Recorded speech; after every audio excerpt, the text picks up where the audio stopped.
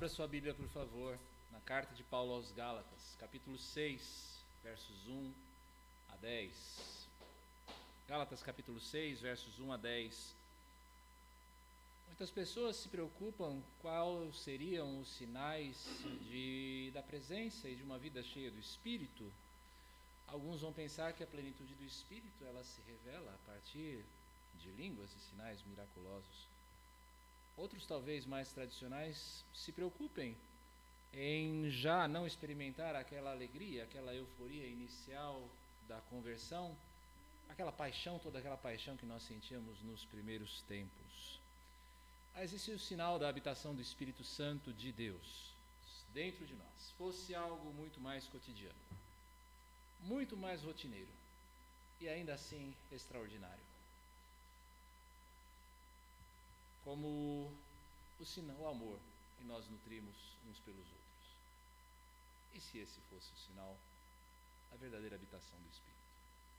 Vamos nos colocar em pé para lermos o texto de Gálatas, capítulo 6, versos 1 a 10. Gálatas 6, versos 1 a 10. Irmãos, se alguém for surpreendido em alguma falta, vocês que são espirituais, restaurem essa pessoa com espírito de brandura, e que cada um tenha cuidado para que não seja também tentado. Levem as cargas uns dos outros e assim estarão cumprindo a lei de Cristo. Porque se alguém julga ser alguma coisa, não sendo nada, engana a si mesmo. Mas que cada um examine o que está fazendo, e então terá motivo de gloriar-se unicamente em si e não em outro, porque cada um levará o seu próprio fardo.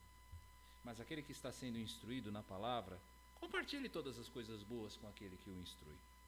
Não se engane, de Deus não se zomba, pois aquilo que a pessoa semear, isso também colherá. Quem semeia para a sua própria carne, da carne colherá corrupção, mas quem semeia para o Espírito, do Espírito colherá a vida eterna. E não nos cansemos de fazer o bem, porque no tempo certo faremos a colheita se não desanimarmos. Por isso, enquanto tivermos oportunidade, façamos o bem a todos, mas principalmente aos da família da fé. Senhor amado, que a Tua palavra lida, Senhor, possa ser exposta com fidelidade, para que possamos desfrutar dela, Senhor, nos regozijarmos nela, ó Pai querido, e acharmos a instrução que transforma a vida. Prepara o nosso coração, Senhor, para que as verdades que serão pregadas, ó Deus, sejam bem sedimentadas e assim, Senhor, as apliquemos no nosso cotidiano, principalmente em nossa vida como igreja. Nós oramos no nome do Senhor Jesus. Amém. Podem se sentar, meus irmãos. Como a gente tem falado já desde a semana passada, Paulo aqui está tratando de como a liberdade que o Espírito traz ao coração do crente necessita ser vivida não para dar ocasião à carne, mas para que nós possamos, eu e você, servirmos voluntariamente a Cristo. Esse serviço a Cristo é um ato de amor que cumpre o grande mandamento, o mandamento de amar a Deus sobre todas as coisas e ao próximo como a si mesmo. Esse mandamento é exibido de uma maneira diferenciada na vida da igreja. Conquanto seja ordenado a mim e a você nós amarmos até mesmo aos nossos inimigos e demonstrar para com os nossos inimigos toda a gentileza e toda a bondade, é na família da fé que esse amor pode ser exibido de uma maneira muito mais expressiva. Primeiro, porque o amor de Deus por nós é assim. O amor de Deus por nós é assim. Ainda que a graça do Senhor se revele a todos os homens por meio da sua operação comum na providência, é com aqueles que são os filhos de Deus, os seus eleitos, que esta graça se revela uma graça salvadora. Segundo, porque os laços que nos unem, como família de Jesus Cristo, são muito mais fortes do que aqueles laços que nos unem como carne e sangue.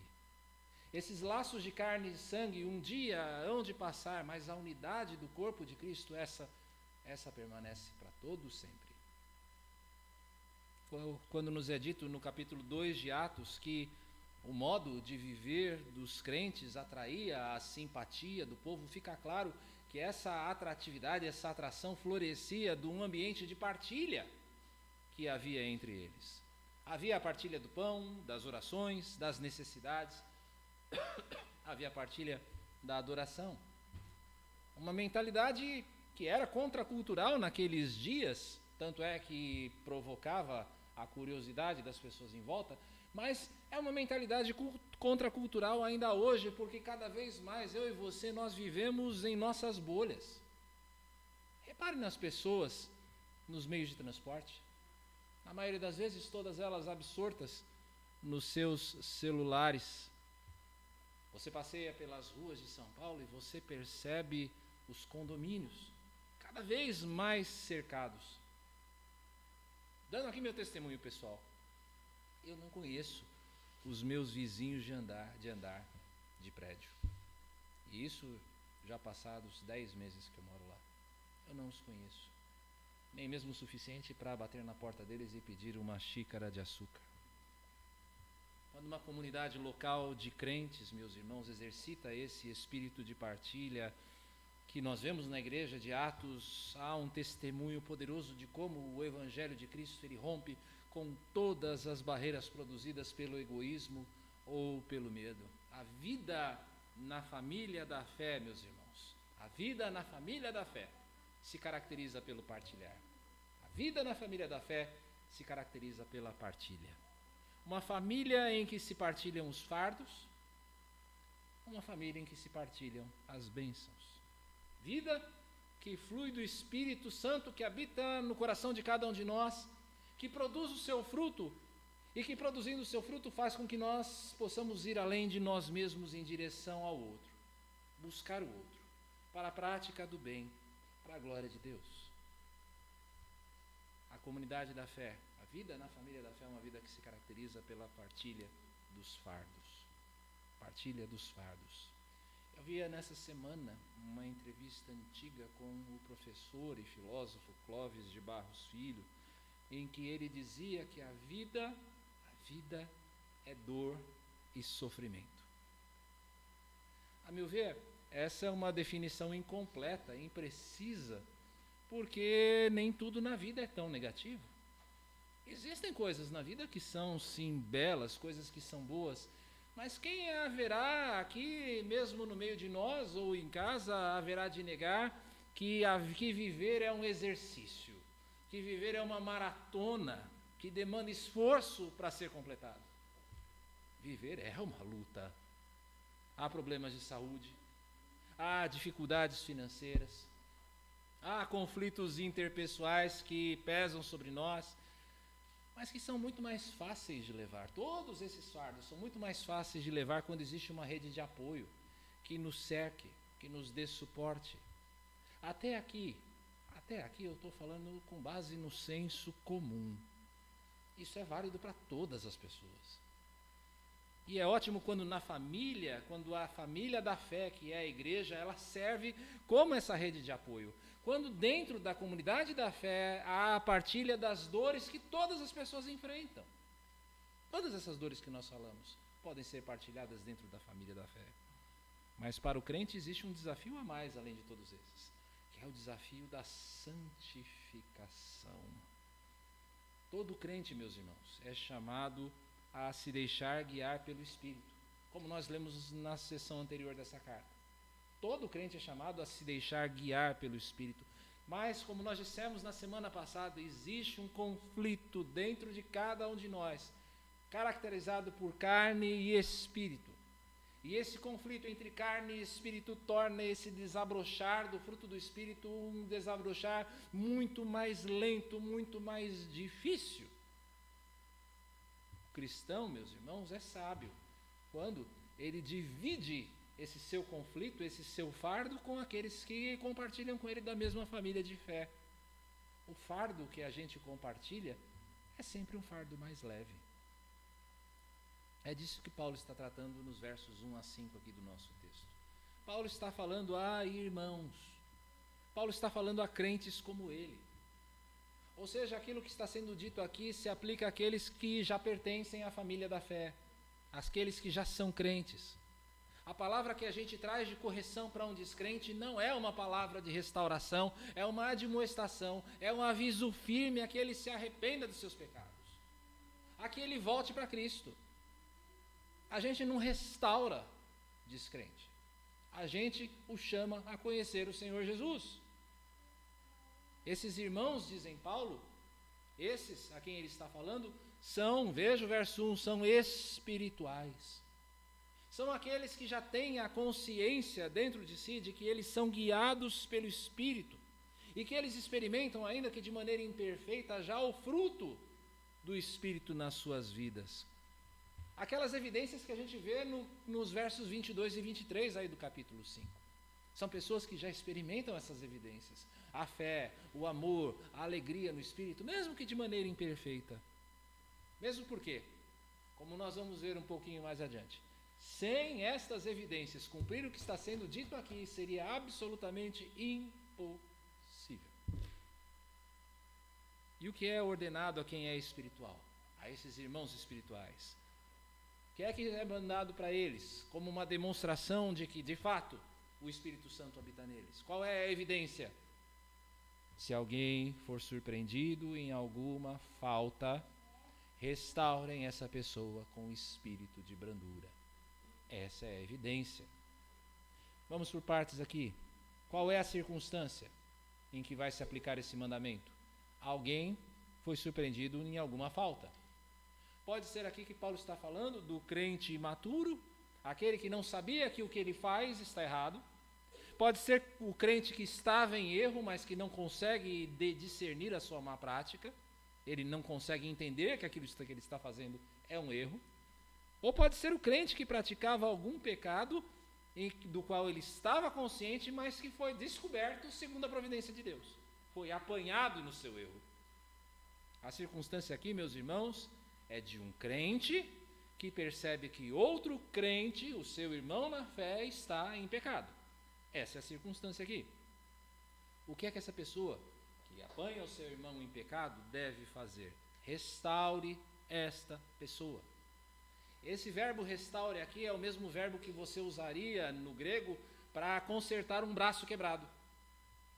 Ou então aquele verbo quando a gente lê no Evangelho de Marcos, quando se diz que Pedro e João estavam remendando as suas redes. É o mesmo verbo. Em resumo, restaurar é você consertar alguma coisa que está quebrado. É alguma coisa que está fora do lugar. É fazer essa coisa voltar ao seu estado original. A operação do Espírito Santo em nós, meus irmãos, serve de modelo nisso. Porque do mesmo modo que o Espírito faz, eu e você, quando apanhamos os nossos irmãos em erro, nós devemos mostrar o erro como o Espírito faz. Nós devemos expor a esse irmão aquilo que a Escritura ensina. E a gente precisa apontar para Jesus e para a sua graça, porque sem eles a gente não pode cumprir aquilo que a Escritura diz. Isso é restaurar alguém. Suponhamos que o irmão em questão seja surpreendido em um ato de furto, por exemplo, ou de desonestidade. Quem é guiado pelo Espírito vai primeiro apontar para o erro desse irmão. Vai dizer, olha, isso que você está fazendo é algo errado. Deus condena, Deus reprova essa prática. Então, deve mostrar que furtar é uma ofensa ao mandamento de Deus. Está errado porque a Escritura diz que você não deve furtar. Então você precisa falar da providência de Deus para essa pessoa. Mostrar que Deus nos sustenta. Mostrar como Jesus Cristo deu a nós o seu exemplo de generosidade, a ponto de entregar a sua vida por nós.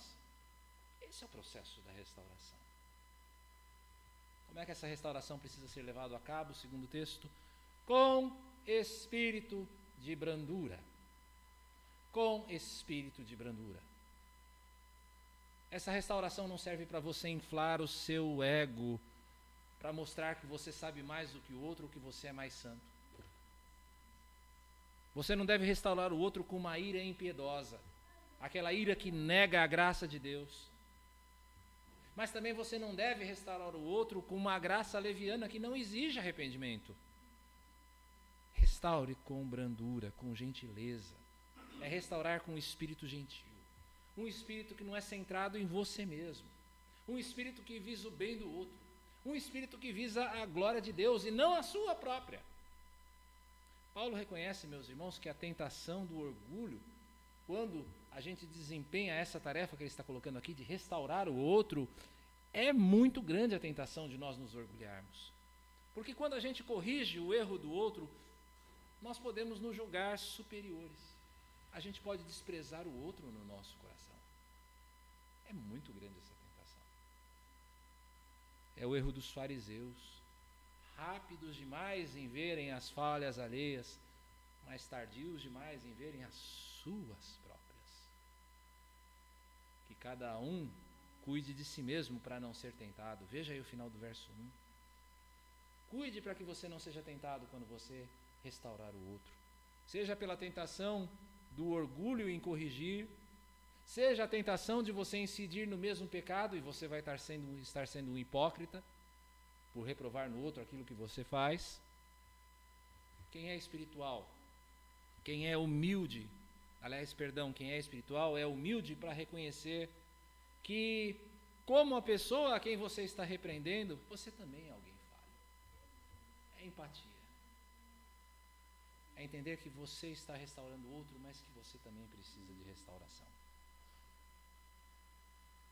Quem não toma esse cuidado de examinar a si mesmo, engana a si mesmo. Veja o verso 3. É uma pessoa que se julga forte o suficiente para resistir a qualquer tentação. Ou alguém que é iludida pelo conceito de uma graça divina, de uma graça barata e de um amor divino que não exige nada de nós. Quem não consegue ver que necessita também de vigilância é alguém arrogante, é alguém que julga ser alguma coisa, é alguém que julga ser além do bem e do mal, alguém que não percebe que é também miserável, pobre, cego e nu, como Jesus descreve a igreja de Laodiceia em Apocalipse 3. Meus irmãos, vamos cuidar para que a nossa nudez não seja exposta quando nós restauramos o faltoso. Cada um de nós, antes de examinar o outro, precisa examinar a si mesmo. Veja o verso 4. Esse verso aí, examine, é usado para descrever o ato de você provar o metal pelo fogo, para definir se esse metal é algo verdadeiro ou não. Ou seja, quando você vai restaurar o outro, cuide de expor os seus procedimentos, todas as suas emoções, a sua maneira de pensar, todas as suas motivações ao fogo da palavra para entender se elas são verdadeiras ou não. Então cada um de nós vai poder se alegrar não porque age melhor do que o irmão, ou então se entristecer porque se percebe pior que ele. Essa prova de fogo vai redundar em ações de graças, de louvor a Deus, ao Deus que nos dá forças para resistir ao mal, mas também o perdão quando a gente falha. Porque como diz no verso 5, no final cada um de nós vai levar o seu próprio fardo. No final, cada um de nós leva o seu próprio fardo. Isso não é uma contradição a tudo o que nós já dissemos aqui, mas a constatação de que quando nós nos encontrarmos com o Senhor, cada um de nós vai ter de dar contas das suas próprias obras, não das obras dos nossos irmãos. Sabe o que isso quer dizer? As falhas do outro não vão servir para a minha justiça própria. Não adianta eu chegar diante de Deus e dizer, olha, eu sou melhor do que o Rony. Senhor, eu acho que eu fui na minha vida muito melhor do que o Dariston. Eu acho que eu me dei muito melhor. Sabe por quê? Porque quando nós nos encontrarmos com o Senhor, o padrão pelo qual nós vamos ser medidos não é o Rony, não é o Dariston, mas é o próprio Deus. Cada um de nós vai levar o seu próprio fardo no final. O que é que significa agir dessa maneira? Verso 2. Nós levarmos as cargas uns dos outros, estimulando-nos a andar no Espírito, partilhando as lutas contra as tentações, perdoando as pessoas, declarando o perdão de Deus. E isso, diz Paulo, é cumprir a lei de Cristo. Isso, se você está acompanhando a série aos Gálatas, da exposição da carta aos Gálatas, é algo importantíssimo nesse contexto. Por quê? Porque os Gálatas estavam extremamente preocupados em cumprir a lei. O que Paulo está dizendo é, ok, vocês estão realmente preocupados em cumprir alguma lei, não se preocupem com a circuncisão, Não se preocupem com o que vocês vão comer ou deixar de comer. Não se preocupem com essas festas todas que os judeus comemoram. A lei que vocês precisam cumprir é a lei de Cristo. Amem a Deus, amem ao próximo, porque no final é Jesus quem diz: eu lhes dou um novo mandamento, que vocês amem uns aos outros, assim como eu os amei, que vocês também amem uns aos outros. Essa é a lei de Cristo. Esta é a lei de Cristo. Lei que se consolida, que se revela na partilha dos nossos fardos. Quando nós partilhamos os nossos fardos. Mas, trazendo agora para um lado mais prático, qual é a motivação por detrás das suas repreensões? Qual é a motivação quando você corrige alguém? Quando você exercita a restauração que Paulo ordena aqui, o intuito que você tem é realmente restaurar o outro. É isso que você quer? Porque a correção pode esconder dentro de si um orgulho que é fruto de uma visão muito elevada de si mesmo. Ou até mesmo uma visão muito baixa de si também. Porque quando você encontra uma falha no outro, você encontra uma razão para você se elevar. Qual é a motivação para restaurar? É possível ainda que a repreensão se dê na forma daquilo que se chama de uma confissão espelhada.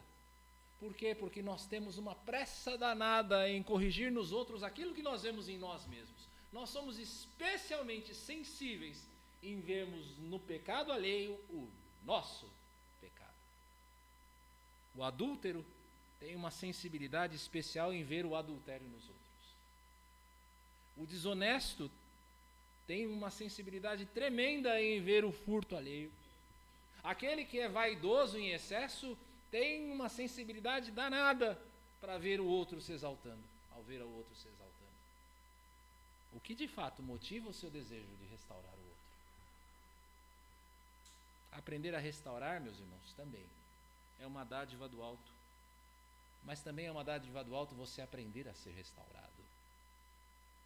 Geralmente, crentes mais experientes, com muitos anos de igreja, têm uma dificuldade especial aqui.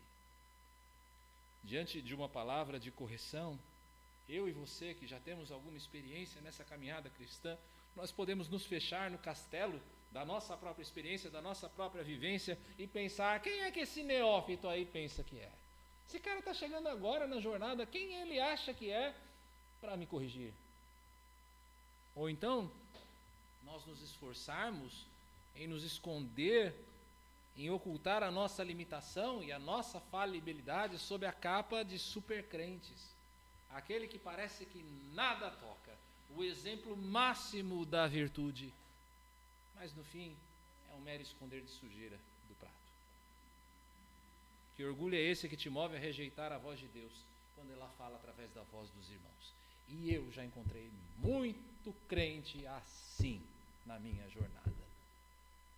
Quem é você para não dar ouvidos à voz de Deus quando Ele fala através dos seus irmãos?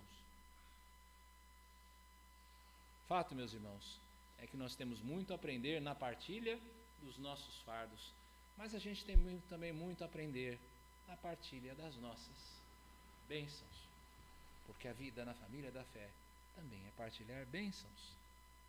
Nós não dividimos apenas as dificuldades, a gente divide também aquilo que é bom.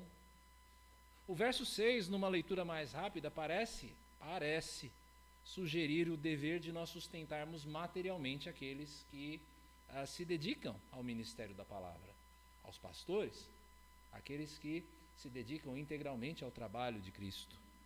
E não seria errado pensar assim. Jesus mesmo já disse que era absolutamente legítimo que os líderes do povo recebam do povo o seu mantimento, da mesma maneira como os levitas recebiam do povo de Israel. O próprio Paulo vai escrever lá em 1 Coríntios: se nós semeamos entre vocês as coisas espirituais, será muito recolhermos de vocês bens materiais? Não é errado que um ministro do evangelho seja sustentado pela igreja. Mas, pelo contexto geral aqui, parece que Paulo está falando de alguma coisa muito mais ampla e muito mais profunda do que simplesmente o sustento dos pastores. Do mesmo modo que nós partilhamos as nossas tentações como igreja, os nossos fardos, nós também somos chamados a partilhar tudo aquilo que é virtuoso, tudo aquilo que é bom. Tanto quem ensina, aquele que está restaurando, como quem é restaurado e é ensinado, precisam partilhar das mesmas virtudes. Ambos precisam se dedicar e se estimular à prática do bem. Uma mente comum, objetivos comuns, que transforma a nossa comunidade de fé numa demonstração poderosa da justiça do reino. Tanto para aqueles que estão dentro da igreja, como para aqueles que estão fora. Essa unidade na prática do bem. Paulo vai falar da prática do bem e dos seus frutos usando a linguagem da colheita, da sementeira e da colheita. Era um ditado comum nos dias de Paulo, assim como nos nossos, de que você colhe aquilo que você planta. Aquilo que você planta é o que você colhe. É causa e efeito. Por isso Paulo pode dizer no verso 7, não se enganem. Não sejam induzidos ao erro. Porque é possível aqui que os falsos mestres estivessem dizendo que a liberdade que Paulo pregava era uma permissão ao pecado. Isso servia como uma acusação a Paulo. Ele é um leviano. Se nós somos justificados pela graça, então, muito bem. Então, você pode fazer o que você quiser. Talvez fosse essa a alegação dos falsos mestres. O que Paulo está dizendo é, não sejam enganados por essa ideia. Com Deus você colhe aquilo que você planta. Ponto. Veja agora o verso 8. Se você semeia para a carne, você vai colher corrupção. Se você pratica aquilo que agrada à carne, se a sua vida é caracterizada pelas obras da carne, nos versos 19 a 21 do capítulo anterior, o que você vai colher é corrupção. É literalmente destruição. Se você semeia para a carne, é destruição que você vai colher. Essa é a lei. O que é que isso quer dizer? Se você semeia para a carne, para a velha natureza, você vai provar as consequências do pecado. Pense, por exemplo, no divórcio. Sim, porque a não ser por adultério ou deserção, divórcio é pecado. Poucas pessoas atentam para a gravidade deste ato de dureza do coração, a ponto do divórcio parecer nos nossos dias alguma coisa boa, alguma coisa libertadora. Mas pergunte aos filhos de um lar destruído se o divórcio é libertador para eles. Pergunte. Deus pode perdoar pecados? É claro. Jesus se entregou para nos redimir. Se você é um crente, você não vai experimentar de forma alguma a ira de Deus. Mas a consequência do erro vai estar ali. Um assassino pode muito bem encontrar a Cristo na cela da prisão e ele vai ser perdoado por Cristo do seu ato, mas ele vai continuar ali, na cadeia, de modo justo, até que ele salde a sua dívida com a sociedade. E é bem provável que até o final da sua vida, mesmo que ele tenha sido perdoado por Cristo, sido feito uma nova criatura em Jesus Cristo, com um procedimento que jamais lembre as suas velhas práticas, ainda assim é bem possível que pelo resto da vida ele seja lembrado como alguém que tirou uma vida. Se você semeia para a carne, se você semeia para a velha natureza, você vai provar as consequências do pecado. Se você semeia para a carne, para a velha natureza, você vai provar o crescimento do pecado. Você vai provar o aprofundamento do mal. Se você semeia para a carne, você vai contribuir para a injustiça que está presente nesse mundo. Um adepto da pornografia pode muito bem pensar que o seu ato é uma questão individual, que é alguma coisa apenas entre ele e Deus. Mas essa pessoa, ele ou ela, não percebe que para o seu prazer existe um ser humano sendo explorado do outro lado da tela. Existe uma pessoa sendo explorada do outro lado da tela. Comprar produto pirata, agora vai doer. Comprar produto pirata pode parecer uma boa ideia, preço barato. O que você não percebe é a lesão ao erário, dos direitos de quem criou o produto, aos empregos que estão sendo perdidos, à exploração da mão de obra em situação de semi-escravidão, que geralmente está envolvida na produção de produtos assim. A lista é enorme, mas eu acho que você já entendeu o que eu quero dizer. Se você semeia para a carne, se você semeia para a velha natureza, você vai provar o crescimento do pecado. Se você semeia para a carne, se você semeia para a velha natureza, você vai provar a morte do pecado. O salário do pecado é a morte, e morte eterna no inferno.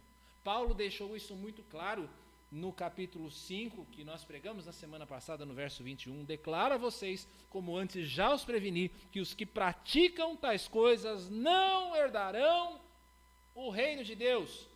Taxativo, desta maneira. A prática constante de você semear para a carne, meus irmãos, é uma evidência de que o Espírito Santo de Deus não habita em nós. Se você semeia constantemente para a carne, não faz caso da direção do Espírito, esta é uma evidência de que o Espírito não está em você. A consequência é morte eterna, é inferno, é a ira justa de Deus contra o pecado. Se você semeia para a carne, se você semeia para a velha natureza, você vai provar a morte pelo pecado. Mas se você semeia para o Espírito, você vai colher vida eterna. Se você semeia para o Espírito, você vai provar cada vez mais a manifestação do fruto. Você vai provar mais alegria, você vai provar mais paz, você vai provar mais domínio próprio. Você vai experimentar um crescimento virtuoso, segundo a graça de Deus. Se você semeia para o Espírito, você vai provar o crescimento do bem, porque você vai ser uma presença benfazeja no meio da sua família, você vai ser uma presença benfazeja no meio dessa igreja, você vai ser uma presença benfazeja no mundo. Se você semeia para o Espírito, você de forma alguma vai experimentar a morte eterna, porque o Espírito Santo de Deus habitando em nós é o selo, é a garantia, é o penhor da nossa salvação. É por isso que nós devemos partilhar do bem, meus irmãos. É por isso que nós precisamos estimular uns aos outros na prática do que é bom, para que a gente se suporte nessa maratona que é a vida. É nós partilharmos das mesmas virtudes, é nós partilharmos do mesmo modo de pensar, de ter Cristo como cabeça da nossa família. Paulo vai reconhecer: essa é uma tarefa gloriosa, essa é uma tarefa abençoadora, essa é uma tarefa que transforma o mundo, mas essa é uma tarefa difícil. Nós nos esmerarmos na prática do bem é uma tarefa difícil, cansativa, desgastante. Nós vivemos numa carne que é egoísta. Ela busca a autossatisfação, ela não busca servir ao outro, ela busca servir a si mesma. O diabo, os seus demônios estão o tempo todo nos assaltando com as suas tentações, colocando dúvidas no nosso coração. O mundo ao nosso redor nos odeia, ele nos persegue, ele tenta todo o tempo nos conformar aos seus padrões de vida. É grande o risco de eu e você, nós desanimarmos no meio da corrida. É por isso que nós temos a exortação dos versos 9 e 10. Não nos deixemos cansar. Não se deixe cansar nessa corrida da prática do bem. Busque toda a força no Espírito pelo exercício da fé. Busque o Espírito Santo de Deus. Busque a Deus através dos meios de graça que Ele provê. Oração, meditação na palavra, participação no sacramento, comunhão com o corpo. Sobretudo nesse contexto que nós estamos examinando aqui hoje, busque força um no outro. Busquemos forças aqui uns nos outros, a fim de nós permanecermos firmes. Porque, meus irmãos, tenhamos certeza, existe uma colheita, existe a certeza de um resultado. Porque aquele que nos chama, aquele que nos ordena essas coisas, ele é absolutamente fiel e poderoso. Não existe geada, não existe granizo, não existe estiagem que vai fazer minguar a semeadura. O agricultor no campo às vezes lança a semente, ela cresce e vem o granizo, vem a geada e mata toda a colheita e ele se vê numa situação de aperto. Mas com Deus não existe geada, não tem granizo, o resultado é certo. Como o próprio Paulo diz em 1 Coríntios 15, a título de exortação: portanto, meus amados irmãos, sejam firmes, inabaláveis e sempre abundantes na obra do Senhor, sabendo que no Senhor o trabalho de vocês não é vão. O trabalho em prol do bem não é vão, ele vai dar o seu fruto. Tim Keller diz que o Evangelho não é uma bala mágica que transforma as situações da vida e do mundo imediatamente, mas o Evangelho é uma semente mágica que aos poucos vai revelando a sua presença, o seu impacto. A ilustração disso é muito clara nas ruas de São Paulo. Você já viu aquelas árvores que levantam as calçadas e às vezes ameaçam até mesmo colapsar um prédio? Já viram isso? Lá perto de casa tem pelo menos 2 árvores assim. Uma delas maravilhosa no centro da prefeitura, mas ela está acabando com o prédio porque ela é uma árvore gigantesca com raízes saindo por todos os lados. Mas sabe de uma coisa? Um dia aquela grande árvore foi uma pequena semente escondida na terra. Assim é o Evangelho. Assim é a presença do Espírito dentro de nós. No nosso imediatismo, quando a gente pensa da presença do Espírito, a gente pensa em sinais poderosos do Espírito. A gente pensa em línguas estranhas. A gente pensa em curas, milagres. A gente pensa que o Espírito é aquela paixão, aquele fogo que nos faz levantar as mãos e chorar no meio de músicas como aquelas bonitas que a gente ouviu durante a liturgia. A gente pensa que isso é o fogo, é a habitação do Espírito, isso é ser avivado. E se não for assim? E se o grande sinal, muito mais poderoso, seja essa lenta transformação de pessoas, de igrejas, dos seus entornos, a partir de vidas guiadas pela habitação de Deus em nós? Se o grande avivamento, o grande sinal do Espírito Santo de Deus não sejam as lágrimas derramadas no momento da adoração, mas as lágrimas derramadas por um irmão que sofre com um diagnóstico de uma doença incurável. E se o grande sinal da habitação do Espírito e do verdadeiro avivamento forem as lágrimas que nós choramos, lutando com as tentações uns dos outros, abraçando o outro e dizendo: eu estou com você, apesar das suas dificuldades em superar esse pecado, esse vício, eu estou com você.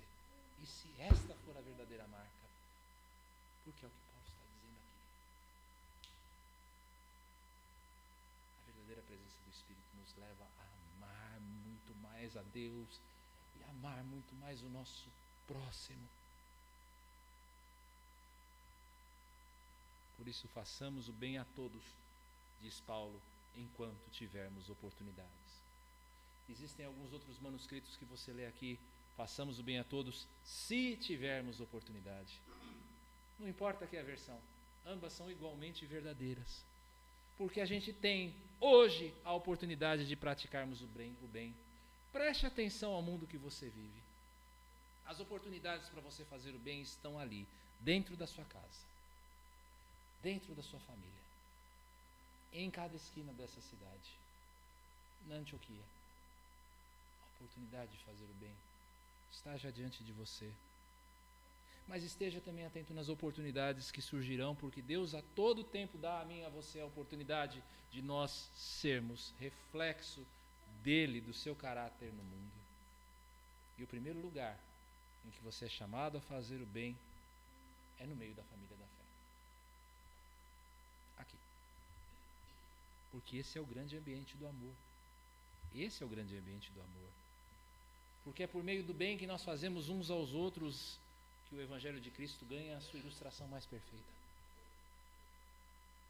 Sou eu aprendendo a amar Patrícia com todos os seus desafios, e ela aprendendo a me amar também, apesar de todas as minhas limitações, que nós mostramos ao mundo que é o amor de Cristo, que nos amou apesar de tantas dificuldades que nós temos. É no meio desse povo que a vontade do Senhor se faz conhecida. Na prática, exercite a generosidade. Exercite a generosidade. Todos nós temos alguma coisa a compartilhar.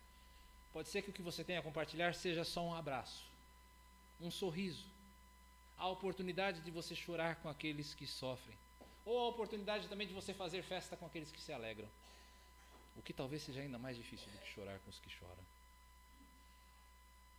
Abra o coração, exercite a gentileza. Nós somos tão carentes disso, meus irmãos, de gentileza. Nós somos impacientes demais. nós somos intolerantes demais, nós somos rápidos demais em apontar os erros alheios e não vermos os nossos. Existe pouca graça refletida, como se nós esquecêssemos do amor de Cristo por nós. O que eu quero dizer é que fazer o bem às vezes custa tão pouco e traz um benefício muito maior do que nós podemos prever. Eu não canso de contar, meus irmãos, um dia em que eu estava numa crise espiritual tremenda, já nos últimos dias do meu seminário, Paulo. Uma crise espiritual tremenda, tremendas dificuldades na igreja, e eu fui tremendamente abençoado pela atitude devocional de uma menina de 10 anos no culto.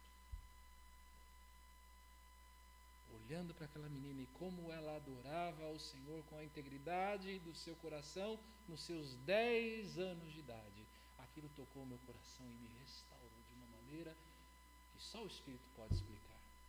Crianças, vocês não têm ideia de como vocês podem nos abençoar.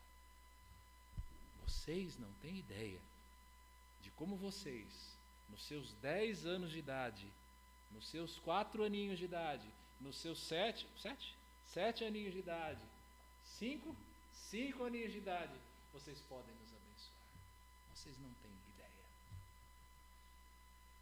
Que o bem que você faz seja um bem desinteressado.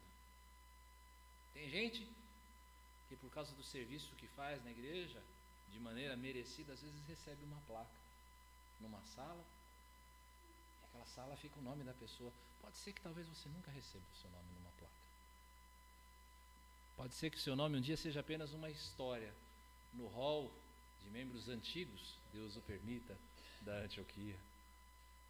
Talvez você nunca ganhe um agradecimento. Pior ainda, talvez pelo bem que você faça, você receba apenas ingratidão e traição. Muitas vezes acontece isso. Mas quando for assim, você vai estar em boa companhia. Você vai estar em boa companhia. Porque como nós lemos na liturgia em Atos 10, Jesus também andou por toda parte fazendo bem para ao final receber a humilhação de homens perversos. Se aconteceu isso com o Filho de Deus, perfeito do jeito que era, por que você acha que não vai acontecer com um pecador como você? E no final das contas, nós sabemos que a recompensa não vem de homens. Existe alguém que dará o fruto da sua semeadura no coração daqueles que são da família da fé. Nós comemoramos ontem, meus irmãos, os 5 anos da Antioquia. 5 anos. 2 anos dele no meio de uma pandemia. Foi difícil. Vai ficar na história da nossa igreja. Qual é o meu plano de ação como pastor no futuro? Eu desejo ver a Antioquia como essa grande família na fé, com laços profundos de amor, que nos levem a partilhar tanto os fardos quanto as bênçãos. É isso que eu desejo da Antioquia. Será que você se disporia em tomar parte numa família da fé assim, onde fardos e bênçãos são partilhados? Vamos orar?